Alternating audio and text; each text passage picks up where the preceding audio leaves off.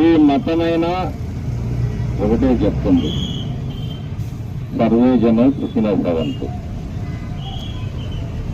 అంటే అందరూ బాగుండాలి అనే ఒక సిద్ధాంతాన్ని ఆ రోజు యేసుక్రీస్తు తన కోసం కాదు, ఆయన అన్ని కష్టాలు చివరికి మరణాన్ని కూడా చవి చూసింది.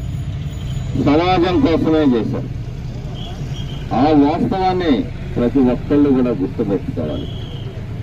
సమాజంలో మనం ఎవ్వరికీ మంచి చేయకపోయినా పర్వాలేదు, కానీ చెడు చేయకుండా ఉంటే అదే ఆ దేవుడికి మనం ఇచ్చే ఒక గొప్ప కానుకగా భావించాలి.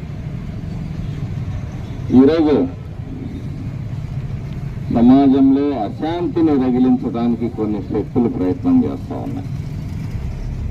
విజ్ఞతతోటి విచక్షణతోటి అందరూ కూడా ఆలోచించాల్సిన సమయం ఆసన్నమైంది.